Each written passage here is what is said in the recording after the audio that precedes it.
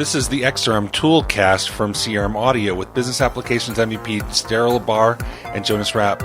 The podcast focused on tools available for the Microsoft Business Application Platform. This episode is brought to you by Maplytics by Inaugic. Maplytics by Inaugic is a market-leading certified for Microsoft Dynamics 365 geoanalytical mapping app. Maplytics empowers users with powerful map visualizations and routing capabilities within Dynamics CRM to drive better sales, improve business processes, and engage the right customers at the right time. Maplytics now works with Dynamics 365 version 9 and Dynamics 365 app for mobile and tablet. We thank Maplytics by Inaugic for sponsoring an XrmToolCast from CRM Audio. Hi, and welcome to episode 5 of the XrmToolCast. And this is a very special episode since Daryl has now switched seat from the host to the guest seat. So, Daryl, welcome to the show. Oh, thank you for having me on, Jonas. This is a wonderful green room we have here at the XrmToolCast, I have to say. It is, indeed. Yes. Yeah. So, what you been up to lately? Anything fun happened? Anything fun happened? I just left my previous employer as of last week, and have started a new company. So that's one big thing that's it's fun and exciting. So I'm going out on my own. Giant leap for a man, but giant leap, yes. And it's one not to be made without accountants. The more and more that I dive into it and realize it's like, yikes, there's a lot of stuff I'd have to figure out. So anyway, yep. So that's a big job changes happened this week. So yeah. All right. So, but that's not what we're here to talk about. No, that is not what we're here to talk about. No, you've been doing other stuff as well. I recently saw a tweet somewhere that you released a new tool for the XrmToolBox.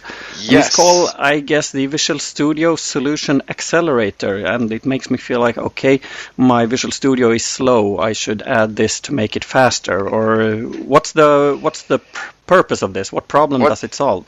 So the reason that I created this tool was I needed to be able to, or I have all these toolings. I have these base classes, these helper methods, all this stuff that is very, very helpful, but it's not easy to set up. It doesn't make a whole lot of sense for someone that's brand new to come in and say, oh, I need this. Oh, no, I need that. Oh, no, I need this. No, I need that. When they just want to start writing their plugin. Yeah, right? I totally recognize that. And me and lack of documentation makes it even worse. With I give a brief explanation, but even myself, it would take me about an hour to set up a new solution for a client and have a plugin ready to go.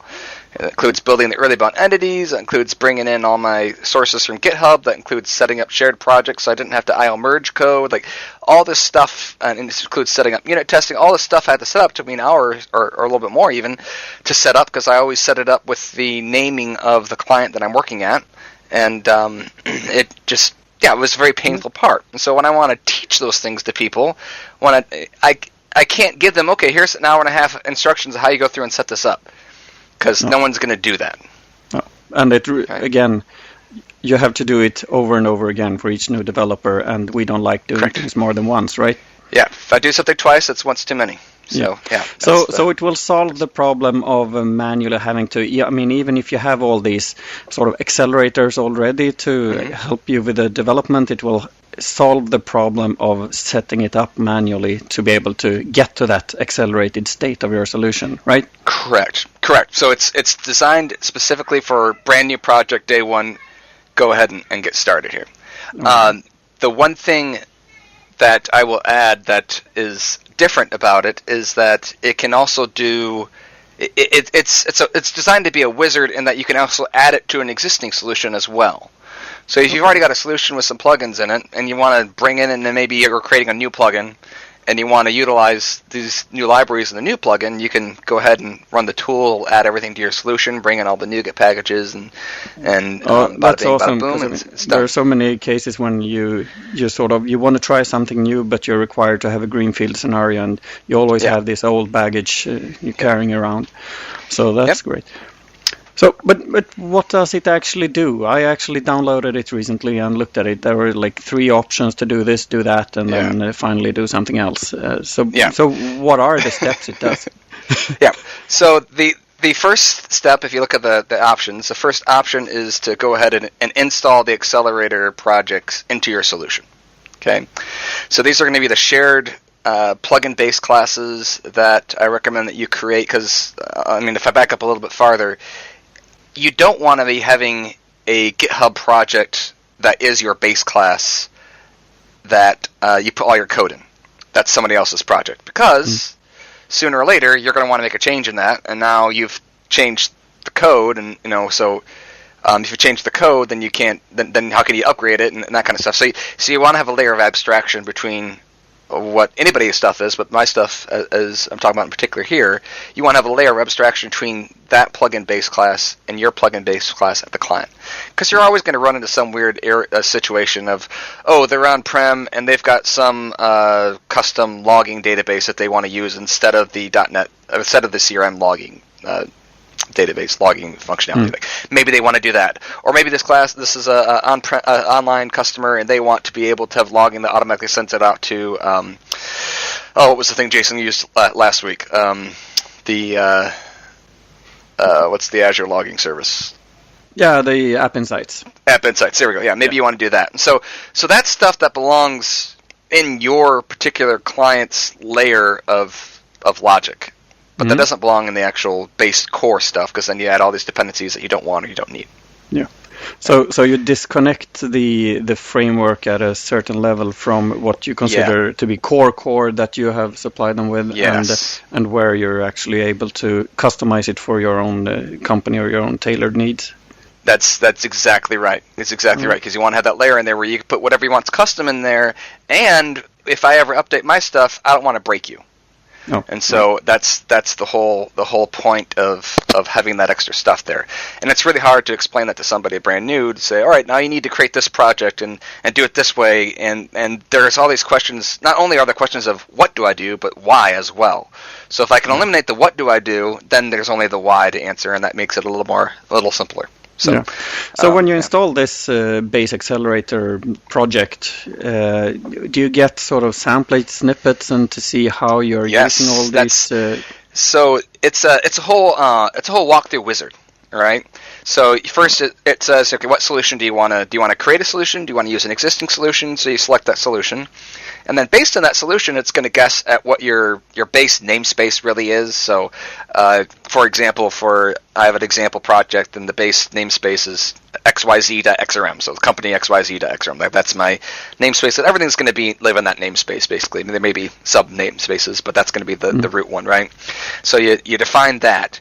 And then you walk through the rest of the process and you find what the names of your projects are that you're going to use. And if you want to include early binding, and one of the options is if you want to include the example plugin projects, okay? Because I have my own special plugin base code that I like to use, and it's very similar to, well, it has a lot of stuff into it, but one of the things that's similar to Scott Giroux's Sparkle framework is the ability to define when your plugin should fire.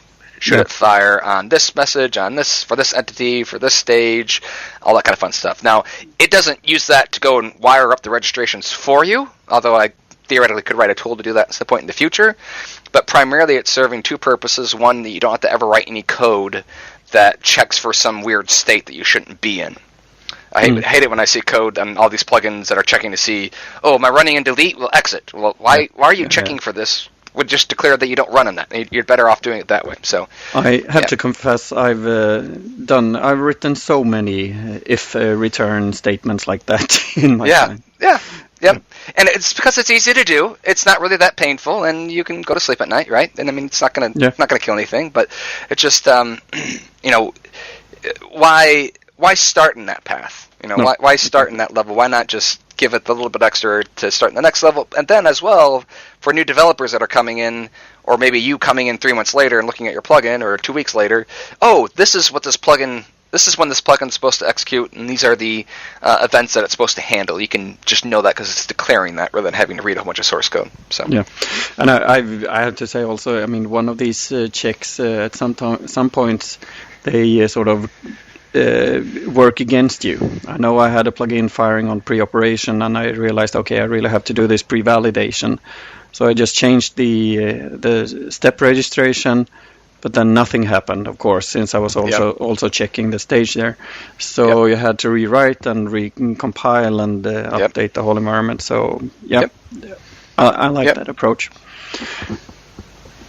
Okay, so you get some samples in there as well, and you sort of pick and choose what you want, what flavors or what parts of your framework you want. Then what? So there's one minor thing. If you do choose early binding, it's going to configure an early bound config file for you, and then you just open up the early bound generator and open up that settings file and run, and it generates your early bound entities for you in the correct folder and the correct namespace, and you can check that all into TFS at one shot or GitHub, whatever you're using, and it will go ahead and use those settings, and everyone in your project can use those settings, and you don't have to worry about different people having different generations.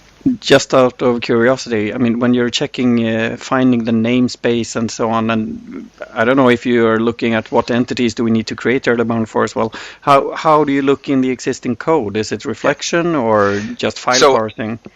So this is designed for brand new stuff. It's not going to look at a plugin that already exists, right? And so I only bring in the actual early bound entities that are required for the sample projects by default. Okay. And then you can go in. So it just creates that settings XML file for the early bound generator, and you go in and edit it to your heart's delight. So it's basically to get started, and then you continue from there. Correct. Yep. All right. Because even that's kind of confusing. But once you've got that whole thing set up, then you've run it, you've generated the early bounds, open up your solution. If you've included everything, you'll have unit tests already configured, already set up to run. You can just go and build. It will already have downloaded the appropriate NuGet packages already, and you can just go in, open it up, build, open unit test, and run all. And they should have, I think it's 11 or 12 unit tests that are successful just off the bat without you having to do anything. So it gives you examples of how to do that, how to kind of get started. So it's just some short examples, and I can add more in the future as I see people that are asking questions or struggling with things. But so that's the first option, is to just get all that core stuff in your solution. Second option is just to add another plugin or add another workflow. So I've added all these base projects and stuff. Now I need to add the workflow, and so it's going to say, okay, what solution or what names you want to give it, and it's going to go through and find the particular base classes that I've created, and it's going to go try to find those files and figure out what project it is, because you could have renamed it if you wanted to something else that you'd rather do. But it's going to try to wire those up just based on what you selected. So that's the second option. And then the third option is an option to install some snippets. So in the first option, you also have the option to install snippets, but I realized that you're the first person that goes through and sets up the solution. They may check that, but then you may have somebody else come in later, and they need to install the snippets, and so they may want to be able to just go in and install the snippets. And there's just 4 really, really simple Visual Studio snippets that get installed. Okay, the first one isn't related to CRM at all. It's just regions. There's already a region by default in Visual Studio, but I'm kind of OCD. The one by default doesn't include naming what the region is at the end of the region. Yeah, I know that. Okay, so this one just gives you a default. Whatever you type in at the beginning of the region, it types in at the end of the region. That way, if you're looking up, this is that region above, that you could. It just I love it, but anyway, I'm throwing it in there because I'm assuming everyone else is like me, but who knows? Then there's a snippet to create a new plugin. There's a snippet to create a new plugin unit test framework for that plugin, and then for the actual test itself, there's another snippet for that. So it's just four little snippets. That's it. Okay, nice. So speaking of regions, you're not using CodeMade or anything like that to organize your code, including the regions and so on. CodeMate. CodeMade, like CodeMade. Is that a Visual Studio tooling or extension or something? Some extension there. No, I've never actually used CodeMade. What's CodeMade? You should check it out. I guess it's like ReSharper and so on, but it's free and does a lot of that at least. Okay. So I realize, when you're doing the early bound stuff, you need a connection to CRM. But does this tool actually need a connection to CRM? No, it does not connect to CRM. And currently, in the current tool, you'll notice that the icon spinner spins the whole time. Yeah, that's why. That is a bug because I have declared that it doesn't actually connect to CRM. There's a bug in the XrmToolBox that Tanguy said will get fixed in the next release that shows that spinner icon.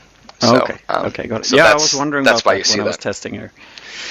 Okay. Yep. So that's not me. That's Tanguy. I'll blame him. Tanguy, fix your stuff. Yes, absolutely.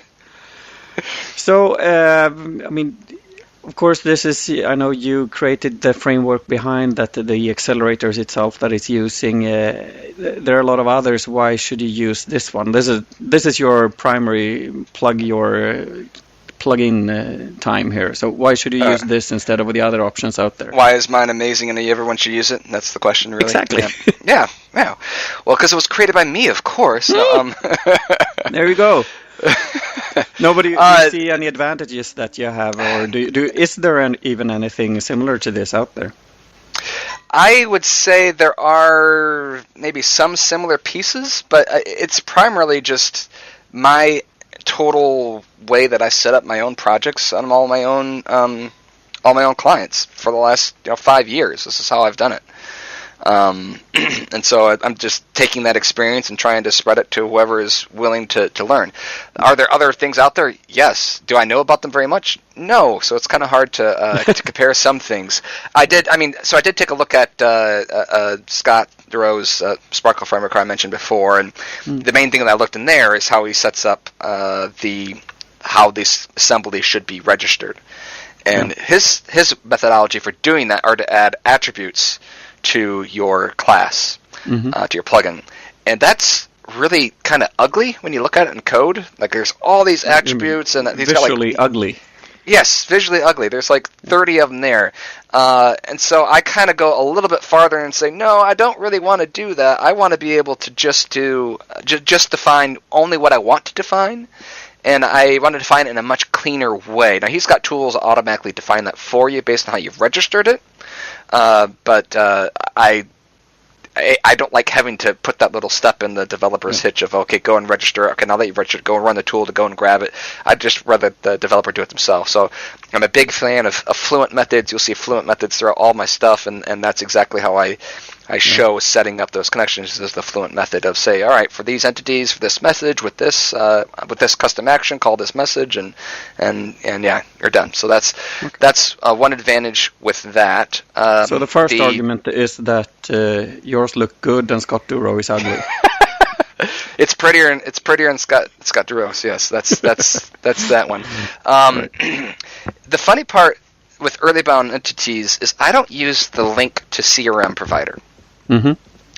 Mostly because I've ran into a couple issues with it where it works just fine in one environment but is failing in another environment, and I'm not sure why, but if I change it to the equivalent query expression, it works just fine. So I've ran into that every now and then. The major issue, though, is the power of link is that you don't have to learn something else. If you know link, you can use it. Except that for the link to CRM provider, there is a whole bunch of gotchas. Things that will compile just fine but won't work.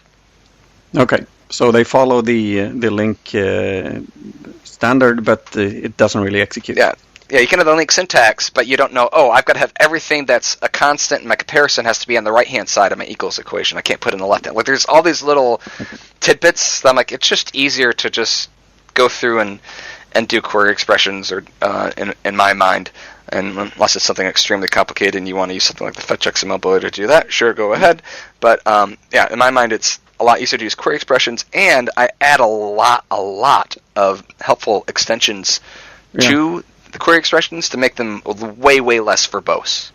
Like, for example, I'm waiting still for a pull request for Fetch XML Builder, which generates your style of code for query expressions. I should do that. Shouldn't I? Should do that. Yeah. You have to teach me how to write your little plugin for that then, and I'll have to go through and do that. Yeah. So I'm guessing also, I mean, this the area that this the void that this fills is adjacent at least to developer toolkits for Visual Studio. Would you say what parts do you have here that isn't there, and vice versa? Okay. So one of the reasons I'll go back up. I originally started to think of making project templates for Visual Studio instead of making this tool. That was my initial foray into this. One problem is I've never made a project template thing in Visual Studio. The second problem is it still requires somebody to know the logic of how do you set up the shared project, how do you set up the other you can't just create a single project and you're done. It requires having a couple other projects that are referenced correctly in order to remove the requirement to do aisle merging. Yeah. So you need something to actually do the fiddling in the solution. Yes. So I'd have to do an actual Visual Studio extension, which not everyone loves installing extensions. They get out of date. You get a new version of Visual Studio, you can't use it, and just like, So, and it's not as easy to find those extensions in the Visual Studio extension library. But if you put it in the XrmToolBox, at least my thinking is, then there's a whole array of people that immediately are seeing that and choosing to spend some time to look at it, hopefully, and choosing to decide if it's what they like or what they don't like. So. Yeah, all right. So there's one question that was almost supposed to be the first question I asked you about this. We all know the tools in XrmToolBox have these nice TLAs. And this looks like an FLA. So what's the acronym I thought about for that. the Visual Studio Solution Accelerator? Well, VISA. Yeah, VISA. Right now I'm going with VSSA. Naming things is hard. That's always a problem. What do you call this thing? I originally just thought, Solution Accelerator, but I didn't want it to get confused with a CRM solution. So then I got to prefix it with Visual Studio in front of that. So Visual Studio Solution Accelerator.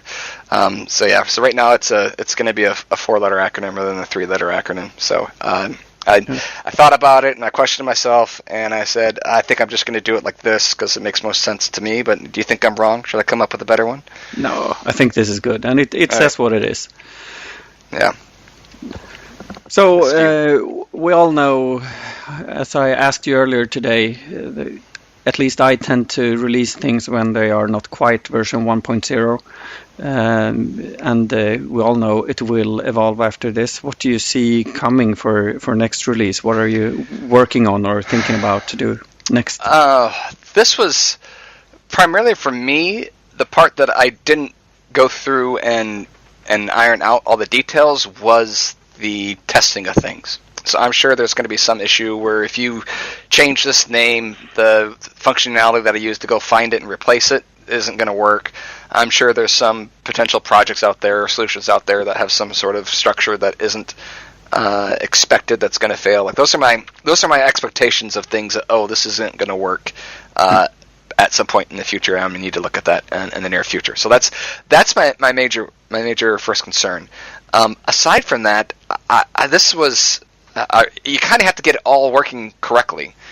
And so it wasn't like there's a whole lot of extra features to add. What I probably will spend more time adding is just documentation. That's probably the big thing to go through.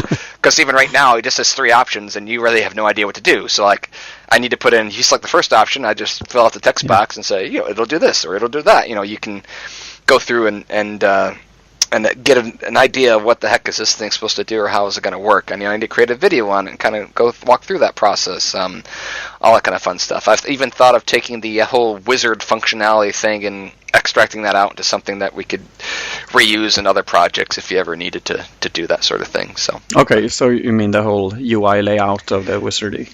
Yeah, because the other part that I really would love to be able to do is love to make it more plug and playable where you can create your own sort of templates for it. Yeah. So the wizard functionality ends up generating is an array of objects. That's it. And so it's either going to be strings, or if there's multiple questions, it's going to be a list of strings. Like that's the information that you get, and then I take that and convert that into my particular processor for going through and processing those things to add it to the solution. So it should be possible to take that list of strings or whatever and store it as this is my base configuration when I set up my new solution, so I can use that next time as well. Yes, that's the idea for that, and that's if you actually download the source code and you attach a debugger, you'll see a couple extra options just pop up on the drop-down. Because I need to be able to test these things, and I didn't want to spend 3 minutes going through a wizard to configure everything. I just wanted to say, use the default settings. And so, you'll actually see there's some default settings that are hard-coded in there Okay, so maybe that's the next step here to make the configurator configurable. Yeah. It's the wizard itself would involve just having some way of taking those things and serializing. There's only one thing in the wizard that wasn't able to be configurable, and that's the ability to run some custom code when having to default a value. And there was one instance when I had to do that, and that was with trying to convert that solution. Like if you enter in a solution file, and I try to convert it into the solution name, well, I need to remove your .sln extension. Yeah. And there's no. I could spend some time to come up with some sort of string that you pass it, that you say, all right, remove this, and it'll do that. But I never. I was like, I ran out of time for that. But yeah. But all the other default values you can configure in a string. You just say grab the wizard page 1 or page 2 value and store and use that here instead. It's a string replace. I'm sure something wizardy like that could be needed in many of the different tools out there. And to continue on that and sidetrack a bit, I think it's actually quite awesome to see now that not only has the XrmToolBox got developers developing their tools, now there's a spin-off side to that where controls to be used by many tools are developed as separate packages. Jim Novak is leading that initiative. I just think it's really great, and I hope to see that when developers are updating their tools over time, that they will, let's remove this custom drop-down list I have with entities and instead use this one more or less out of the box from this common controls library.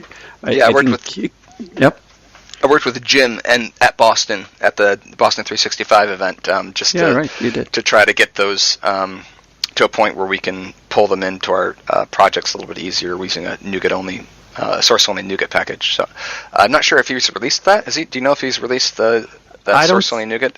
I don't think it's released that version of it, but it's close. And he's also working with together with Tanguy to make sure that these controls are sort of approved by Tanguy himself, and then they could be included in the XrmToolBox package as it's delivered, and then you wouldn't have to worry anyway about IL merging these controls. But then could be version issues and so on. But I think it's an exciting development here. It is. It's really cool to see that sort of the tools that are building the tools sort of thing. Spin-offs of spin-offs. Yep. It's a tangled web that we weave. Yes. So, Daryl, anything else you'd like to say regarding the Visual Studio Solution Accelerator or anything else? Go out and try it. Help me do documentation of send me, hey, I have no idea what to do here, or hey, this confused me. That's always great, and I'll see what I can do to add that, and continue being a part of the community. That's always a beneficial thing to be able to have everyone working together on something. It's just even across continents and across the languages and everything else. This is really an awesome day and age in which we live that we get to experience and be a part of that. Absolutely. And I have a small bet to make. I'm guessing that within 1 month, at least 100% of the developers at your new company will use this tool. Well, yes, because I'm the only one. So within the first day, day one, 100% of the developers are going to do that. Yeah, but before I left my previous employer, I started writing it before my previous employer. Even before I left, because that was a major issue that we had. We had all these people that different levels of experience trying to create these projects, and we just didn't have a really good way of saying, here, go through and do these things without having to go, read a 10-page document. No one got time for that. So especially when you got really competent developers on your team and they want to explore things themselves instead of just reading stuff and using someone else's things. Yep. So, okay, so thank you very much for being the guest today. Thanks for being the interviewer. So to wrap up, I'd just like to say that if you have any comments, ideas, or thoughts around this, you are welcome to contact us on Twitter at XrmToolCast or on email cast@XrmToolBox.com. So welcome back to the next episode. Bye. Happy coding. Bye. This has been the XrmToolCast from CRM Audio with Jonas Rapp and Daryl Labar. Do you have questions for Jonas and Daryl or suggestions for future episodes? Send it to cast@XrmToolBox.com. This is a production of Dynamics Podcast LLC.